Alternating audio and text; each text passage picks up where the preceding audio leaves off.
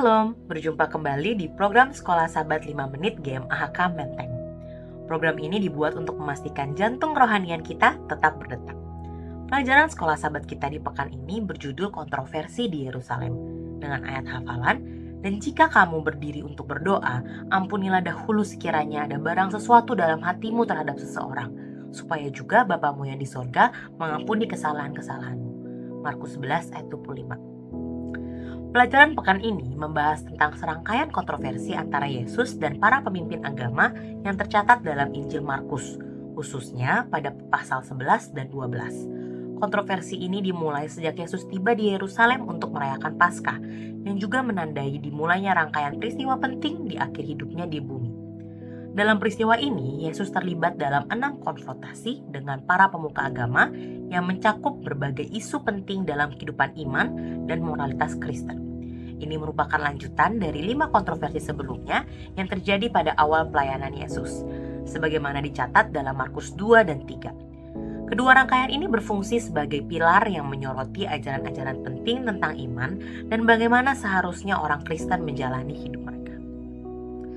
Yesus masuk ke Yerusalem dengan penuh kemenangan yang diwarnai oleh tindakan simbolis ketika dia menunggangi seekor keledai, seperti yang dinubuatkan dalam Zakaria 9 ayat 9 sampai dengan 10. Peristiwa ini menggemakan tradisi kuno Yahudi di mana seorang raja masuk ke kota dengan menunggangi keledai, melambangkan kerendahan hati dan kedamaian, bukan kekuasaan dan peperangan.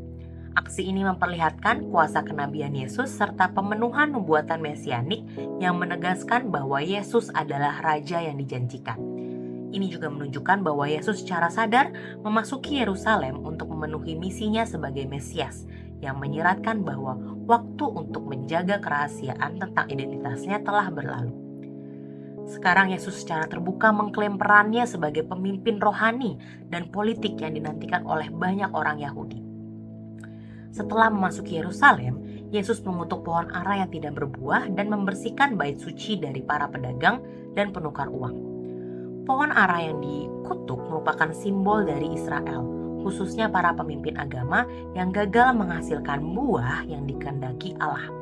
Dengan mengutuk pohon yang berdaun tetapi tidak berbuah, Yesus menegur orang-orang yang tampak beriman di luar tetapi tidak memiliki iman sejati yang diwujudkan dalam perbuatan yang berkenan kepada Allah. Tindakan Yesus membersihkan bait suci dari aktivitas komersial juga adalah sebuah titik keras terhadap korupsi dan penyalahgunaan tempat ibadah yang seharusnya menjadi rumah doa bagi semua bangsa.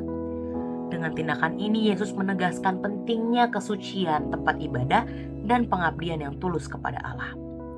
Di tengah semua ini, Yesus juga menghadapi serangkaian pertanyaan dari para pemimpin agama yang berusaha menjebaknya dalam perkataannya, dengan harapan dapat mendiskreditkannya di mata publik atau bahkan menangkapnya. Salah satu pertanyaan yang diajukan adalah tentang otoritas Yesus melakukan apa yang telah ia lakukan, termasuk pembersihan bait suci.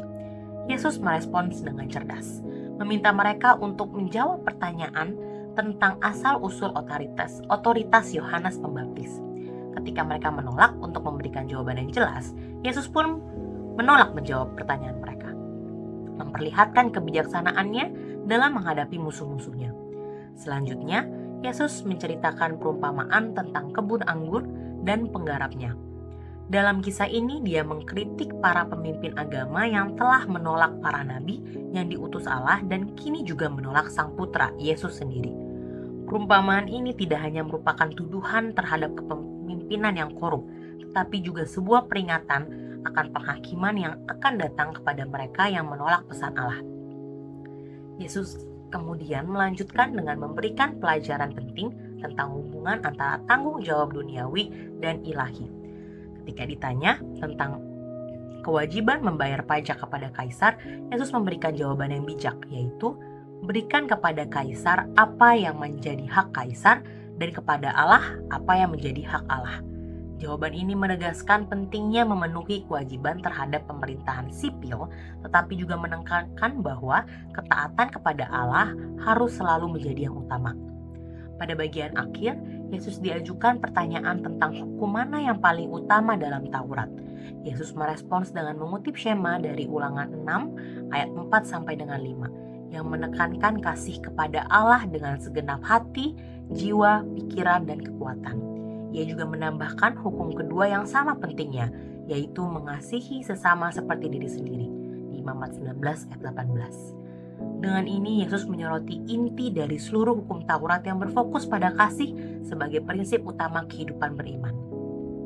Pelajaran sekolah sahabat kita mengakhiri dengan ajakan refleksi mendalam bagi kita semua orang Kristen untuk menilai bagaimana kita menjalankan hidup kita.